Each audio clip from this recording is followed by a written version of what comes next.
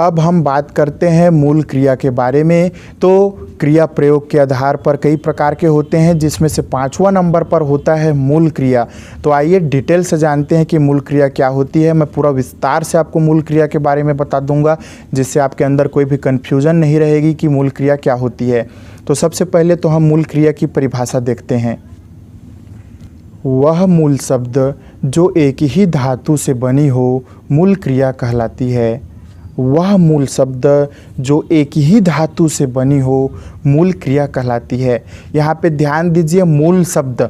मूल शब्द का तात्पर्य है कि किसी शब्द को तोड़ फोड़ के कोई नया शब्द नहीं बनाना है, वह अपने में शुद्ध रूप से एक शब्द होना चाहिए। जैसे कि उदाहरण के लिए पढ़ना, पढ़ना का पर्यायवाची क्या हो सकता है? कोई दूसरा पर्यायवाची नहीं है खास करके, और कोई दूसरा शब्द भी इससे रिलेटेड नहीं है पढ़ना। तो पढ़ना एक मूल शब्द है। इसी तरीके से और क्या क्या मूल शब्द होते हैं, और ये मूल शब्द खास करके क्रिया होने चाहिए। तो ऐसे शब्द जो मूल शब्द हो और क्रिया भी हो, उन्हें मूल क्रिया कहा जाता है। तो आइए सबसे पहले तो इसका हम एक उदाहरण देख लेते हैं। मुझे लिखना पसंद है।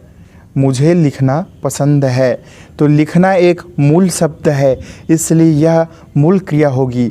और ऐसे कौन कौन से शब्द हैं जो मूल क्रिया के अंतर्गत आते हैं?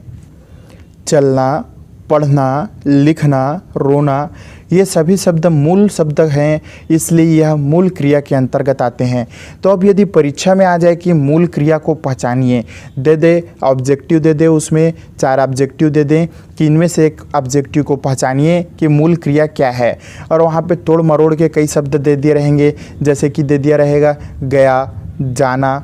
तो गया और जाना, इसमें से आप बताओ कि मूल क्रिया क्या है। तो आप सोचो कि गया और जाना में मूल क्रिया क्या है, तो आप समझ जाएंगे कि जाना, जाना एक मूल क्रिया है, और जो गया है वह मूल क्रिया नहीं है, वो जाना का ही परिवर्तित रूप है। जैसे कि जाना को क्या बोलेंगे? गो, और गया को क्या बोलेंगे? वेंट। तो इसी तरीके से आप समझिए कि जो मूल शब्द होते हैं उन्हें ही मूल क्रिया कहा जाता है। और परीक्षा में यदि आपको दे दे कि मूल क्रिया पहचानिए, तो आप एक बार समझने की कोशिश करिएगा कि यह किसी का परिवर्तित रूप तो नहीं है, और यदि वह किसी का परिवर्तित रूप है तो वह मूल क्रिया नहीं होगी, क्योंकि मूल क्रिया अपने आप में शुद्ध एक शब्द होता है। आइए एक बार फिर से हम देखते हैं कि मूल क्रिया की परिभाषा क्या होती है। वह मूल शब्द जो एक ही धातु से बनी हो, मूल क्रिया कहलाती है। यह एक शुद्ध शब्द होता है।